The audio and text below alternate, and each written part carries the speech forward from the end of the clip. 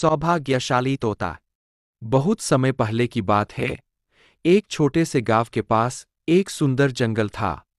उस जंगल में तरह तरह के पक्षी और जानवर रहते थे।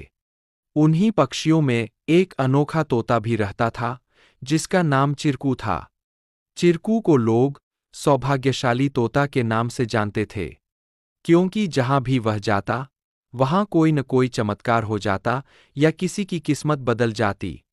गांव के लोग मानते थे कि अगर चिरकू उनके घर आ जाए, तो उनके जीवन में सुख और समृद्धि आ जाती है। चिरकू हमेशा खुश रहता और अपनी मधुर आवाज में गाने गाता। लोग उसे फल और अनाज खिलाते और उसकी भलाई की कामना करते थे। चिरकू भी गांव के लोगों से बहुत प्यार करता था और जहां भी जाता, खुशियां बांटता। एक दिन गांव में एक गरीब किसान, जिसका नाम रघु था, बहुत परेशान था। उसकी फसलें बर्बाद हो गई थीं और उसके पास खाने को भी कुछ नहीं था। वह दिन रात मेहनत करता, लेकिन किस्मत उसका साथ नहीं दे रही थी। एक दिन रघु ने गांव के लोगों से चिरकू के बारे में सुना और सोचा कि शायद यह सौभाग्यशाली तोता उसकी भी मदद कर सकता है। रघु ने तय किया कि वह चिरकू से मिलकर अपनी किस्मत बदलने की विनती करेगा। अगले दिन वह जंगल की ओर चल पड़ा और चिरकू को खोजने लगा। बहुत ढूंढने के बाद उसे चिरकू एक पेड़ की डाल पर बैठे हुए मिला। रघु ने बड़े ही आदर के साथ कहा। चिरकू ने रघु की बातें ध्यान से सुनी और उसकी आंखों में दया उमड़ आई। चिरकू ने अपनी चोंच में एक छोटी सी चमकती हुई पत्ती उठाई और रघु को देते हुए कहा, यह जादुई पत्ती है। इसे अपनी जेब में रख लो और जब तुम अपने खेत में काम करने जाओ, तो यह पत्ती तुम्हारी किस्मत बदल देगी। रघु ने धन्यवाद कहा और वह पत्ती लेकर अपने घर लौट आया। अगले दिन वह अपने खेत में काम करने के लिए गया।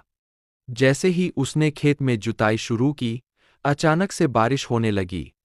उसकी सूखी जमीन हरी भरी हो गई और थोड़े ही समय में उसकी फसलें लहलहा उठीं। रघु की मेहनत सफल हुई और उसकी किस्मत सच में बदल गई। अब रघु के पास भरपूर अनाज था और वह फिर से खुशहाल जीवन जीने लगा। उसने गांव के लोगों को चिरकू की बुद्धिमानी और उसके द्वारा दी गई जादुई पत्ती के बारे में बताया। सभी लोग चिरकू की प्रशंसा करने लगे और उसे और भी अधिक प्यार देने लगे। लेकिन चिरकू ने रघु को एक बात कही थी।